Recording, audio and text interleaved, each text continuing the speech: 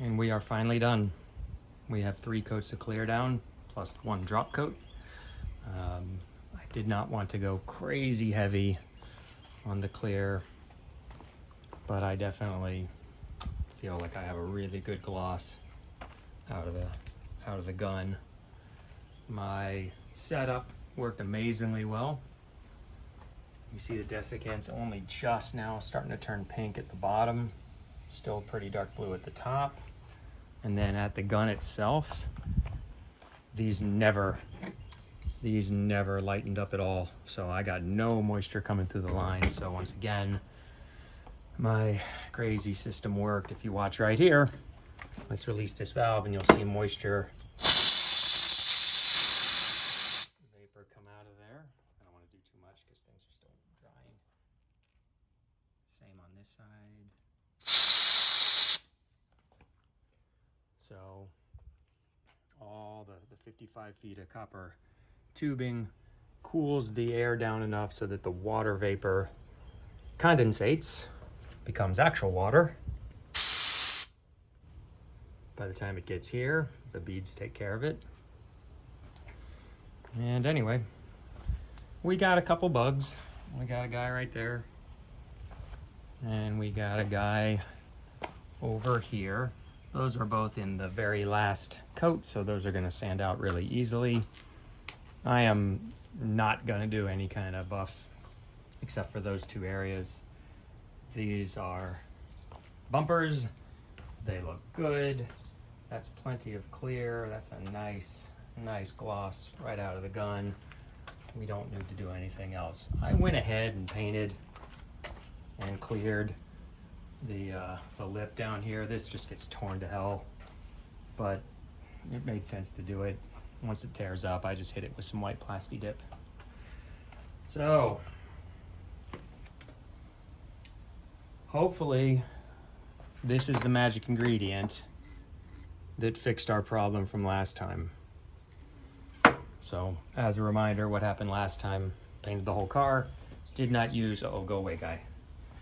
Did not use an adhesion promoter on the plastic bumpers, didn't use a flex agent, and got lots of stress cracks around here, tons of delamination here, just like giant chunks falling apart. Big chunk came out of here, big cracks here. On the rear bumper in this valley, it just lifted. There's a 90-degree turn here, and you could see it just come away from there, and then there were very deep cracks. And when I went to do the original strip down a couple weeks ago, it just broke off in big brittle pieces. So we went all Urichem. Last time I also used Eastwood epoxy, and the epoxy never did break or lift, but the paint above it did, so maybe there was some incompatibility there. So this time it was sanded all the way down, mostly to bare plastic, then adhesion promoter, 1 good coat of adhesion promoter, 2 coats of epoxy, 3 coats of poly primer, sanded the poly down, left more poly on there than I was originally planning to. I was going to try to sand it all off and only leave poly in the low spots, but the poly finish was so good.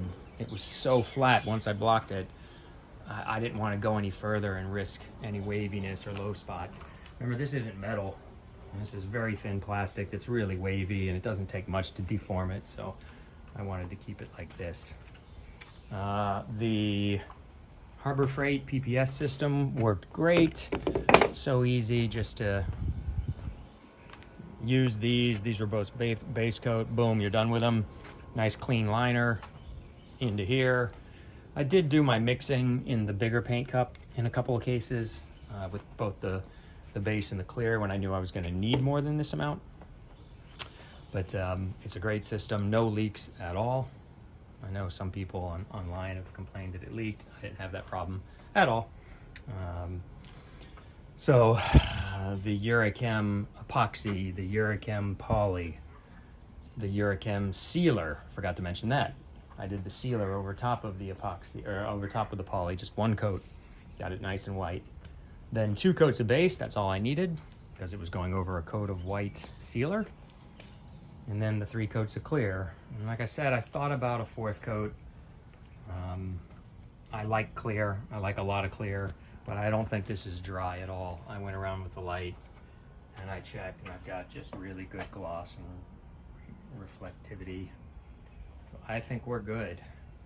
Gonna let this sit here and dry to the touch for about an hour, then get it out in the backyard in the sun and just let it bake all day. 90-degree sun today. Let it bake all day. Probably let it bake all day tomorrow, then back on the car.